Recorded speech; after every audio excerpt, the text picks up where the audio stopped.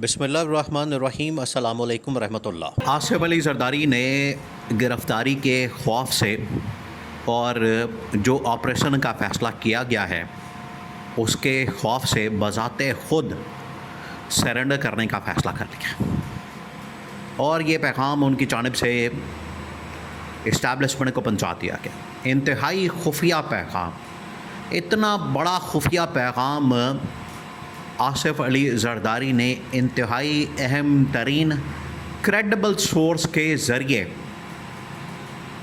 Establishment को पहुंचा दिया और उन्हें बता दिया कि बिल्कुल मैं सरेंडर करने के लिए तैयार हूँ, मैं बिल्कुल रिज़ाइन करने के लिए तैयार हूँ।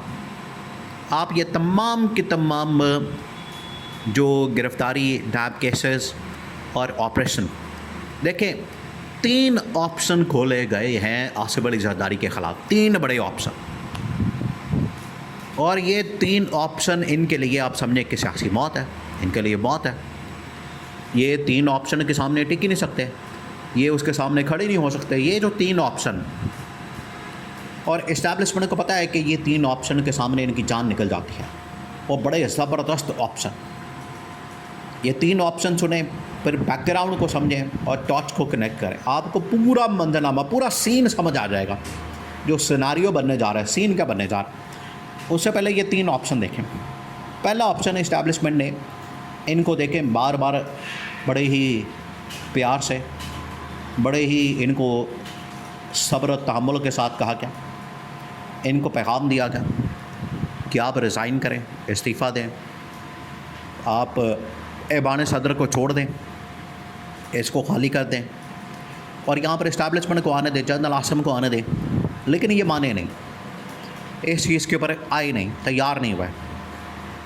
तो इस्टेब्लिशमेंट ने कहा कि ठीक है, फिर हम दूसरा हरबा इस्तेमाल करेंगे। देखिए, उनके पास तमाम के तमाम ऑप्शन होते हैं इस्टेब्लिशमेंट के पास, क्योंकि जब इनको लाने वाले इस्टेब्लिशमेंट के लोग हैं, इनको लाने वाले यहाँ पर इस्टेब्लिशमेंट है, इनको यहाँ पर इक़्तिदार देने वाली इस्टेब्लिशमेंट है, उन्होंने ला के बैठाया है, उन्होंने ला के यहाँ पर इनको प्लांट किया है, इंस्टॉल किया है, तो इनकी क्या मजाल है कि ये आगे से इनकार कर दें, ये आगे से आंखें दिखाएं, ये आगे से बात ना माने, इनकी क्या मजाल है।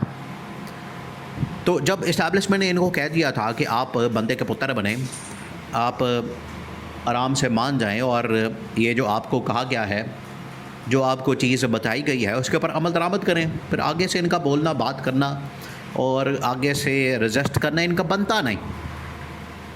ये आप उसको कॉन्टेक्स्ट के साथ समझें कि इस्टेब्लिशमेंट इनको कह रही है लेकिन ये मान नहीं रहे।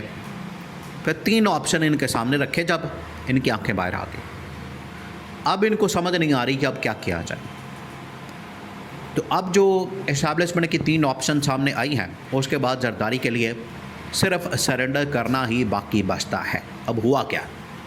हुआ ये है कि इस्टेब्लिशमेंट ने पहला जो ऑप्शन इनके सामने रखा वो ये कि आपके ख़िलाफ़ नैब के केसेस और मुकदमात खोल दिए जाएंगे, नैब को एक्टिव किया जाएगा और नैब की आवाज़ सुनते साथ ही, नैब का नाम सुनते साथ ही इनकी दौड़ें लग गई, इनके पैरों के नीचे से ज़मीन निकल गई और इतना प्रेशर पड़ गया इनके ऊपर,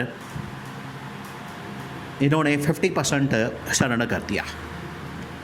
सेकंड ऑप्शन थी कि नैब केसेस जैसे खोलें तो इनको अरेस्ट किया जाए, गिरफ़्तार किया जाए। ज़ाहिरी बात है, जब ये नैब केसेस खुलेंगे, मुकदमात खुलेंगे, तो नैब ने ऐसा तो नहीं है कि इनको वहाँ पर ऐवान सदर में रखना है। अब सबसे बड़ी इसमें रुकावट आ सकती थी कि सदर के पास इस्तिस्ना है।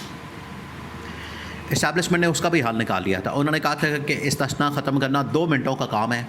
आईनी अदालत को कहेंगे, जस्टिस अमीनुद्दीन खान को। जस्टिस अमीनुद्दीन खान अपने घर का आदमी है, जैसा इसको कह देंगे, जो इसको कह देंगे वो मान जाएगा। तो जस्टिस अमीनुद्दीन खान के ज़रिए से इसके इस्तिस्ना का ख़त्म करने का पूरा प्लान बना लिया गया। तो नैब के केसेस और गिरफ़्तारी, ये 2 ऐसी चीज़ें थी जिसका खौफ इसके दिल में बैठ गया जरदारी के। और बाकी जो बिल्कुल फ़ाइनल, आप समझें कि जो final nail in the coffin, आखिरी जो इन्होंने वार किया उसके बाद जरदारी तो मुकम्मल तौर पर लेट गया। जो 5% 10% चांसेस थे कि ये रजिस्ट करेगा वो भी ख़त्म हो गए। उसके अंदर यह किया गया कि जरदारी के ख़िलाफ़ एक पूरा ऑपरेशन लॉन्च करने का फ़ैसला किया गया कि जैसे ही जरदारी रजिस्ट करे, जैसे ही जरदारी की जानिब से रेजिस्टेंस आए, तो बिल्कुल उसी तरह से जिस तरह से अमेरिकी सदर ने ऑपरेशन करके एक मुल्क का सदर निकाल लिया था, बिल्कुल उसी तरीके से इसको भी रात के वक्त ऑपरेशन किया जाए इसके ख़िलाफ़, और इसको पकड़ के वही स्लीपिंग सूट के अंदर ही इसको निकाल दिया जाए, गिरफ़्तार कर लिया जाए, पकड़ लिया जाए और वहाँ पर जनरल आसिम को बिठा दिया जाए। ये थी वो 3 ऑप्शन। जिसके बाद जरदारी की नींदें हराम हो गई, उसकी दौड़ें लग गई, उसने राब्ते शुरू कर दिए, मुलाकातें शुरू कर दी और बचाओ बचाओ की अपील शुरू कर दी कि मुझे किसी तरह से बचा लिया जाए। लेकिन बचत अब नामुमकिन है।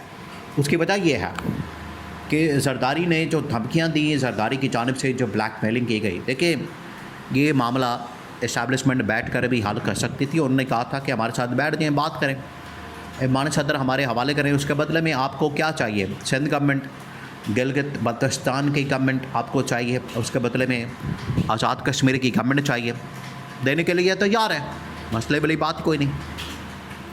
लेकिन उसके लिए आपको ईमान सदर खाली करना पड़ेगा, ये इनको कहा गया था। अब ये उसके ऊपर आए नहीं, माने नहीं। फिर इनको कह दिया गया कि ठीक है, फिर हम ज़बरदस्ती आपके ख़िलाफ़ ये तमाम के तमाम मामलात करेंगे। अगर ये प्यार से नहीं मानेंगे तो फिर ज़ोर ज़बरदस्ती से काम लिया जाएगा। वो फिर इस्टेब्लिशमेंट ने ऑप्शन निकाले। अब ना सिर्फ अगर ये पहले मान जाते तो ठीक था, अब जरदारी को अपनी गिरफ़्तारी का डर है, बिलावल की गिरफ़्तारी का डर है, और सिर्फ मामला यहाँ तक नहीं रुकेगा बल्कि ईमान सदर के साथ साथ सिंध के साथ साथ बलूचिस्तान, यहाँ पर भी जो इनकी गवर्नमेंट और MPA और इनके वहाँ पर जो पार्टी के लोग मौजूद हैं, पीपल्स पार्टी के, इनको निकाल दिया जाएगा, सिस्टम से आउट कर दिया जाएगा। तो ना ये सिस्टम के अंदर होगी, ना ये सिस्टम के अंदर उस तरह से एग्जिस्ट करेगी, और ना ही इनके पास फिर ये जब ताकत ही नहीं रहेगी आगे से रजिस्ट करने की, पूरा का पूरा सिस्टम से इनको पकड़ के निकाल दिया जाएगा। और इसकी जो शुरुआत है, उसका जो आगाज़ है वो होगा ईमान सदर से। ईमान सदर से निकाल कर इनको बिल्कुल ज़ीरो कर दिया जाएगा। तो ये जब ऑपरेशन गिरफ़्तारी का डर, नैब के केसेस, उसमें बेहतर जरदारी ने यही समझा कि मैं ख़ुद ही रिज़ाइन करने और सरेंडर करने के लिए तैयार हो जाऊँ।